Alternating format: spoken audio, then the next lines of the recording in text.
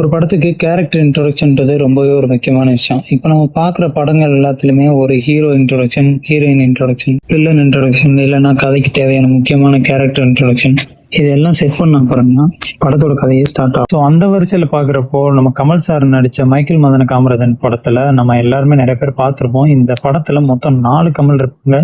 4 பேரும் ஒரே மாதிரி இருப்பாங்க. கமல் பிசினஸ் மேனா இருப்பாரு, அவர் தான் மதனகோபால். இன்னொருத்தர் திருடனா இருப்பாரு, இன்னொருத்தர் சமையல்காரர் இருப்பாரு. இந்த மாதிரி மொத்தம் 4 கமல் இருப்பாங்க இந்த படத்துல.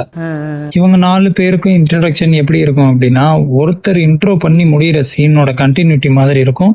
அடுத்து வர்ற கேரக்டரோட இன்ட்ரோடக்ஷன். அவரோட இன்ட்ரோடக்ஷன் சீன் எல்லாம் முடிஞ்சதுக்கு அப்புறமா ஸ்கிரீனு டார்க்ல கட் ஆகும். அடுத்த சீன் கண்டினியூட்டி ஆகுறப்போ அதே டார்க்ல இருந்து கேமரா பேன் ஆகி மைக்கேல்ன்ற கேரக்டர் வந்து ரிவீல் பண்ணுவாங்க.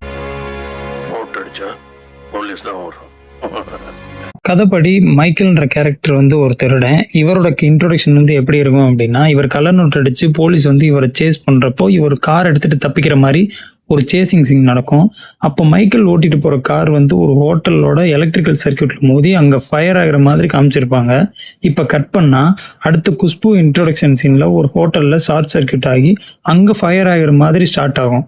அங்க வர்றவர் தான் ராஜுன்ற கமல் கேரக்டர். இந்த சீன்ல தான் ராஜுன்ற கமல் கேரக்டரும் குஷ்பு ஹீரோயினும் இன்ட்ரோடக்ஷன் ஆவாங்க. இதுக்கப்புறம் அடுத்த கேரக்டரோட இன்ட்ரோடக்ஷன் எப்படி இருக்கும் அப்படின்னா, ராஜுன்ற கேரக்டரோட இன்ட்ரோடக்ஷன் சாங்லாம் முடிஞ்சதுக்கு அப்புறமா இவர் தூக்கி போடுற ஒரு கருவாடு துண்டு ரோட்ல போயிட்டு இருக்கிற காமேஸ்வரன்ற இன்னொரு கமல் மேல போய் விழுந்துரும்.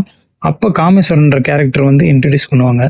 ஸோ இப்படி இந்த ஒரு படத்துல ஒரே மாதிரி இருக்கக்கூடிய 4 கேரக்டர் இன்ட்ரடியூஸ் பண்ணும்போது ஒரு கேரக்டரோட சீன் எண்டிங் அடுத்த கேரக்டரோட ஸ்டார்டிங் பாயிண்டா 1 by 1 பண்ணியிருப்பாங்க. ஸோ இப்படி ஸ்டெப் பை ஸ்டெப்பாக ரிவீல் பண்ணுறது மூலமாக இந்த படத்தில் இருக்கிற 4 கேரக்டர்ஸோட லைஃப் ஸ்டைலையும் அவங்களுக்குள்ள இருக்கிற டிஃப்ரென்ஸையும் ஆடியன்ஸ் ஈஸியாக ஃபாலோ பண்ண முடியும். லாஸ்ட்டாக மைக்கேல் மதன காமராஜன்ற இந்த படம் எப்போ பார்த்தாலும் ஒரு ஃபன் என்டர்டெய்னிங்காக இருக்க ஒரே காரணம் என்னன்னா, படத்தில் வரக்கூடிய எல்லா சீக்ரெட்ஸும் ஆடியன்ஸுக்கு முன்னாடியே சொல்லியிருப்பாங்க. ஆனால் அந்த படத்தில் வரக்கூடிய கேரக்டர்ஸுக்கு அது தெரியாது. அதுதான் இந்த படத்தோட எவர்கிரீன் சக்ஸஸ் அப்படின்னு நான் நினைக்கிறேன்.